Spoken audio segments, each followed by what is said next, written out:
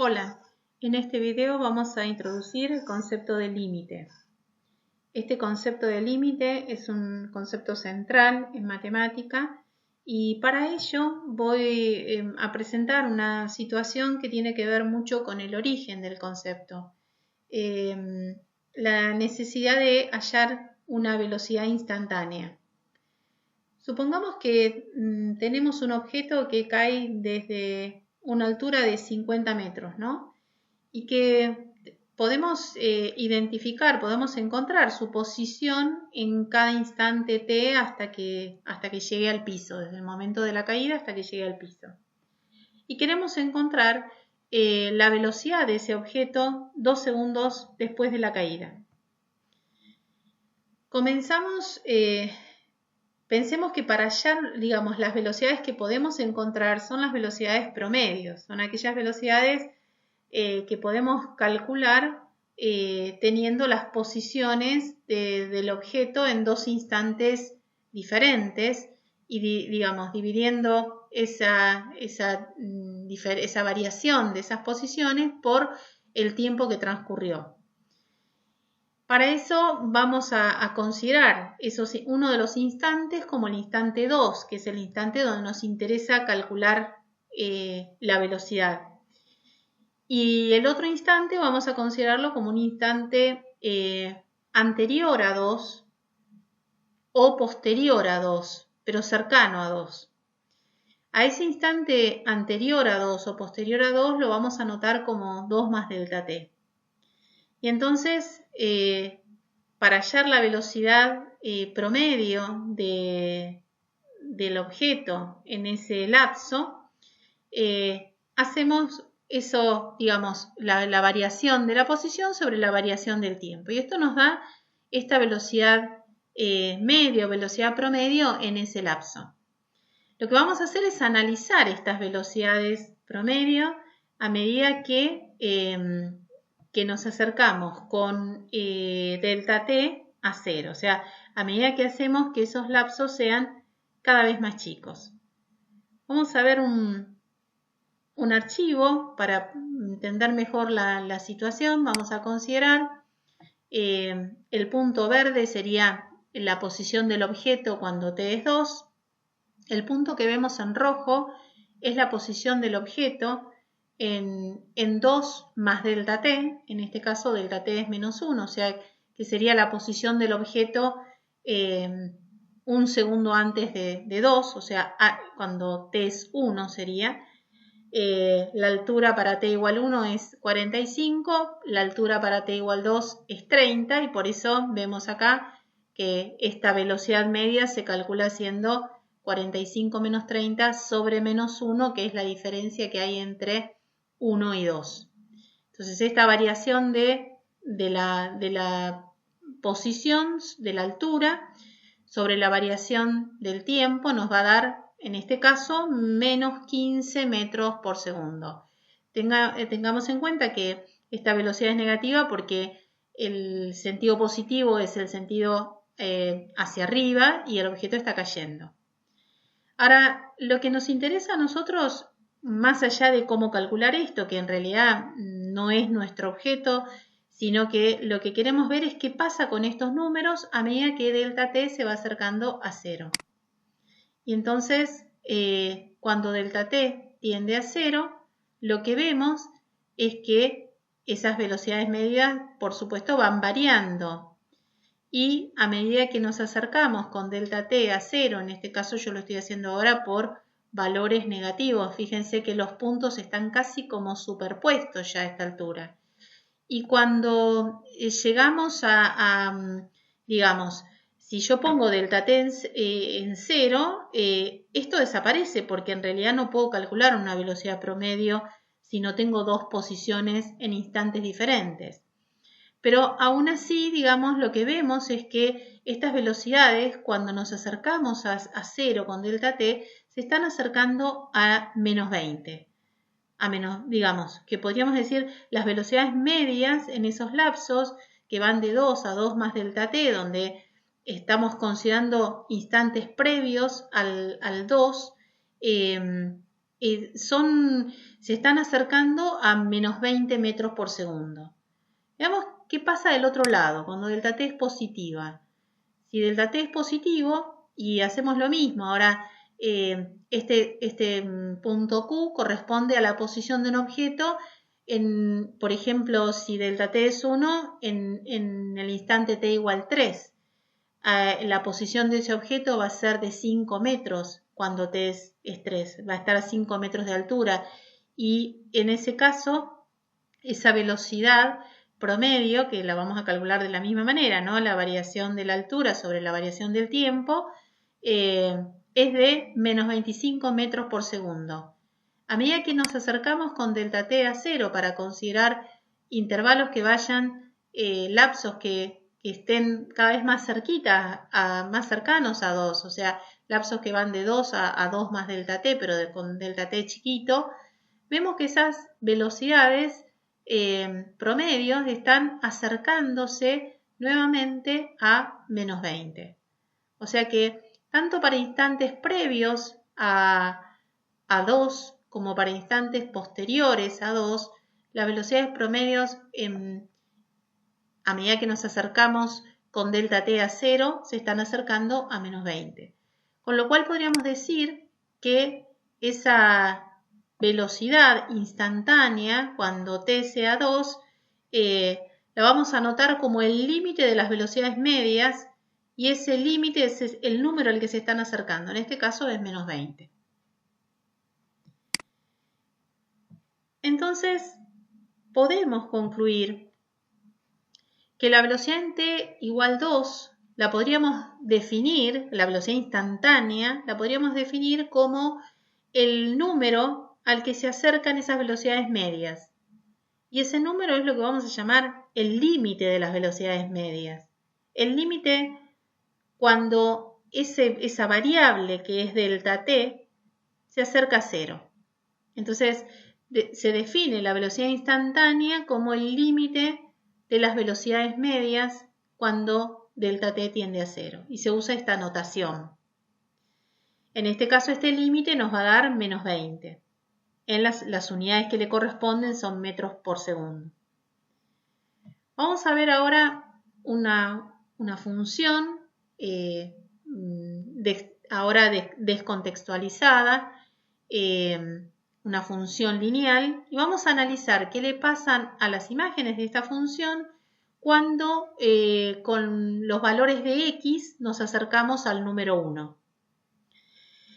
¿Qué diferencia hay con el caso anterior? Bueno, en principio que x igual a 1 es un reemplazo que puedo hacer. Yo puedo evaluar la función en 1, a diferencia de las velocidades medias que dependían de delta t y no podía evaluar delta t en 0, que era el número al que estaba tendiendo delta t. En este caso sí, podemos evaluar x en 1. Vamos a ver desde el gráfico, vamos a ver gráficamente que si con los valores de x nos acercamos a 1, miramos las imágenes y bueno, las imágenes se están acercando parecerían acercarse al número 5, pero vamos a ver con más detalle, vamos a hacer una exploración numérica para analizar con más detalle este acercamiento. Vemos una tabla con valores de x y sus imágenes del lado derecho y fíjense que lo que está marcado en verde, los valores que están marcados en verde, corresponden a valores de x que hacen que la distancia de f de x a 5 sea menor que un medio. O sea, para todos estos valores de x, la distancia de la imagen de f de x a 5 es menor que un medio. Fíjense que podríamos decir, en realidad, analizando esta tabla, si nos fijamos bien, los valores que está tomando x para asegurar que su imagen esté a distancia de 5 menor que un medio, son menores que 0,2. Y en realidad menores, pongámosle menores que 0,3, podríamos decir menores que 0,25. Después lo vamos a ver con un poco más de detalle volviendo al gráfico. Ahora miramos en otra tabla valores más cercanos a 1. Tenemos por un lado los valores de x que se están acercando a 1. En este caso el valor 1 no entró en la tabla, sí en la tabla anterior, o sea que el valor 1 para esta función es un valor que puede tomar. Y las imágenes se están acercando a 5, pero ahora, digamos, estos valores garantizan que la distancia entre las imágenes de f de x y 5 es un número menor que el anterior, es menor que 0,25. En el caso anterior era menor que 0,5. Pero fíjense que para lograr que la distancia de f de x a 5 fuera menor que 0,25, tuvimos que achicar, digamos, la distancia de estos valores de x a 1 es más chiquita que antes. Ahora tiene que ser menor que 1,25. También eso lo vamos a ver bien en el gráfico que les voy a mostrar enseguida. Vamos entonces a analizar eso mismo en el gráfico.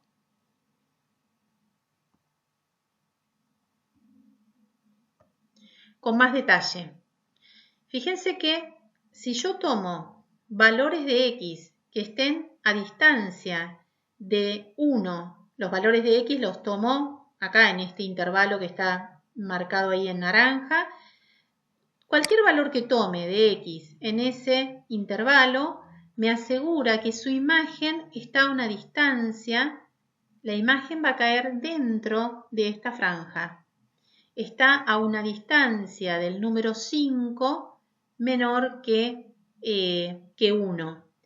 Y si quisiera, por ejemplo, interpretar lo que veíamos en la tabla, donde en la primera tabla lo que buscábamos era que la distancia de f de x a 5 fuera menor que 1/2, bueno, tomamos los x todavía más cerca de 1, a distancia de 1 menor que 0,25. Y todos los x que están en este intervalo, donde estoy moviendo esta variable x, fíjense que hacen que las imágenes caigan dentro de esta franja que está en verde. Entonces, podemos conseguir, por ejemplo, que las imágenes caigan más cerca de ese número 5. Por ejemplo, veíamos en la segunda tabla que las imágenes estaban a distancia menor que 0,25. Y en ese caso, fíjense que para garantizar eso, bueno, lo que tenemos que asegurar es tomar valores de x todavía más cercanos a 1, que estén a una distancia de 1 menor que 0,125. Y de esa manera, digamos, podríamos, seguir tratando de acercarnos cada vez más a ese valor 5. Pero para acercarnos cada vez más a 5 con las imágenes, necesitamos que x esté cada vez más cerca de 1. Entonces, podríamos decir que es posible conseguir que los valores de x estén a una distancia de L que sea menor que una distancia arbitraria. Puede ser 0,5, empezamos con 0,5, después planteamos 0,25, pero para asegurar eso necesitamos que la distancia que hay entre x y el número al que nos acercamos, que lo vamos a llamar x0, sea lo suficientemente chica. Ahora, vamos a decir entonces que el límite de la función cuando x tiende a 1 en el ejemplo que vimos es un número real L, que en el ejemplo que vimos es 5. O sea que el límite cuando x tiende a 1 de esa función es 5. Ahora, hay que precisar algunas cuestiones, como por ejemplo, ¿qué significa estar cerca? Y para eso, fíjense que nosotros hablamos de que la distancia entre f de x y L fuera menor que un número arbitrario, ¿no? Que estuviera suficientemente cerca. Bueno, suficientemente cerca quiere decir que uno tiene que poder garantizar, poder encontrar para ese número arbitrario que yo llamé epsilon, un número que me permita acotar la distancia entre x y el x0 al que me estoy acercando para que la distancia que hay de f de x a L sea menor que ese número arbitrario que llamamos normalmente epsilon. Para visualizar esto volvemos al archivo que les mostraba recién. Y acá vemos, ¿no? El epsilon arbitrario está representado por este deslizador y cuando yo, digamos, le doy un valor a ese epsilon, siempre ese epsilon va a representar un número positivo. En general van a ser números chicos porque lo que pretendemos es que los valores de f de x caigan cada vez más cerca del límite. Y lo que tenemos que garantizar es que si queremos que los valores de f de x caigan en esta franja, entonces tenemos que tomar los x a una distancia de x0 menor que un número que tenemos que asegurar que existe, ¿no? Este número que yo llamé acá delta va a depender de epsilon y fíjense que cuanto más cerca querramos que esté f de x de L, o sea, cuanto más chico sea epsilon, y bueno, vamos a tener que ir ajustando a ese delta. Entonces hay, digamos, una relación entre estos dos números que hacen que uno pueda asegurar que la distancia entre f de x y L la puedo hacer tan chiquita como quiera, porque yo este epsilon lo puedo achicar tanto como quiera. Pero para poder asegurar eso necesito tomar x cada vez más cerca de x0. Y todos los valores de x ahí adentro van a estar a una distancia del número L, que vamos a llamar límite, menor que epsilon. Entonces podríamos decir, digamos, que el límite es un número al que se acercan las imágenes, el límite cuando x tiende a x0 es un número L al que se acercan las imágenes de f de x cuando x se acerca al número x0. Cuando con este x me acerco a ese número x0, bueno, los valores de f de x se acercan a L. En este caso puntual, en este ejemplo, en este último ejemplo, esa x puede tomar el valor 1.